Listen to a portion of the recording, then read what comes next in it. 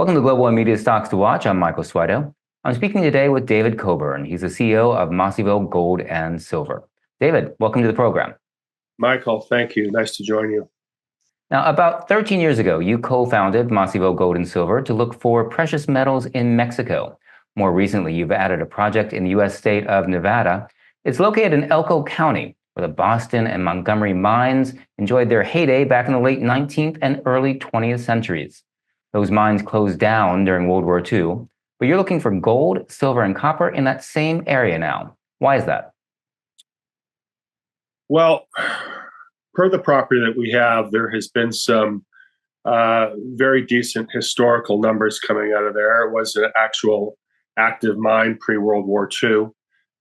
It shut down because of World War II, not because of the lack of ore in the area. So, given what we given the numbers that we looked at, and with a number of very, very good geologists, it's a real good exploration play for us right now. All right, so I'm curious, before it shut down, what was the output or the resource estimate of those mines? You know, back then they didn't do enough mining in the area to put an actual resource together, but they had high grade gold, high grade copper, and fairly high grade silver also. So, we looked at the historic data, and we looked at the information that came from the assay lab in Salt Lake City, and we're quite confident that we've got something special here. All right, so you mentioned that historical data. Tell us a bit more about your exploration strategies. Is it essentially to validate that data?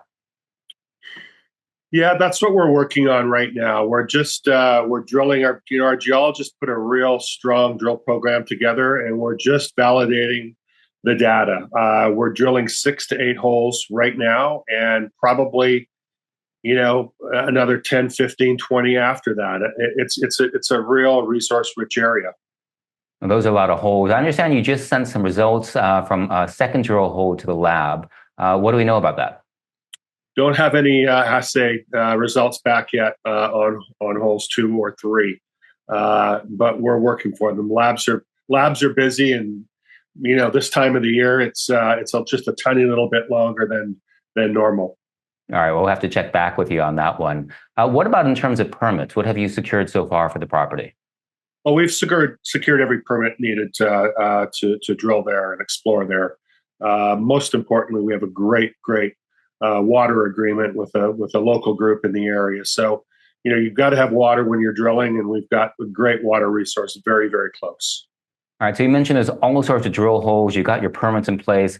Tell us about the timeline going forward for exploring the property.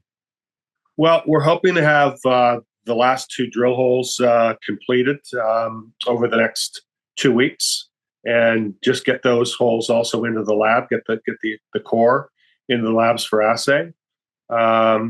Take a look at these numbers and see where our geologists want to drill again. So these holes are fairly wide apart, but we're hoping that once we get these results, we'll come up with a phase 2 drill program.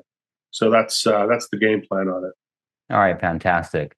Now, a lot of mines rely on what's known as offtake customers. These are companies that agree to buy some or all of what a mine produces before production begins or before it actually reaches full capacity.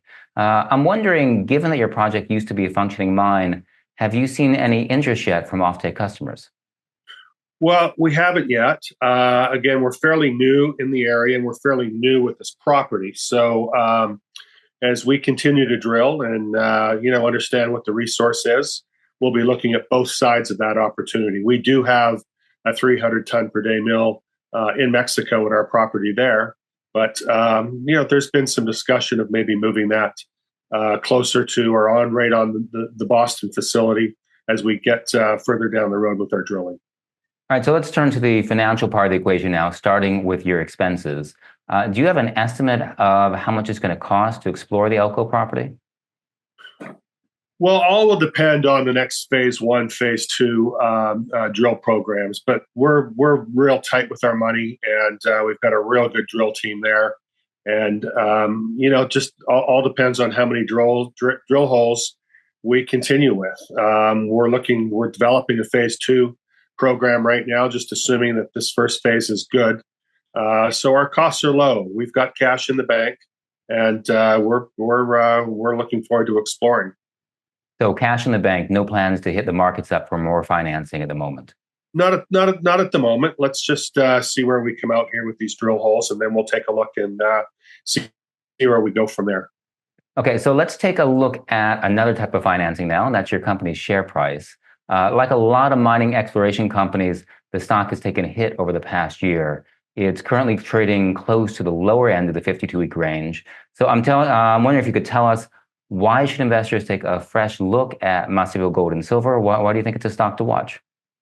Well, I think our market cap right now, as you just said, is the lowest it's ever been, this week. And I think people are anxious about assay results. They're anxious about more drilling, and I think it's our market cap is very, very low. Our market cap might be $2 million, and I just think our upside here for the expertise, the geologies that we have on board, the property that we're drilling, I think it's a winner. At 5 cents, I mean, it's an absolute winner. All right, that's a great quote right there. And I appreciate you walking us through the project in Elko. There's a lot of history there, and we know you're looking to add on to that. So we'll look forward to your updates as as the project progresses. Thanks, Michael. Appreciate your time today. We've been speaking with Masivo Gold and Silver CEO David Coburn, and you've been watching Global Media Stocks to Watch. I'm Michael Suardo.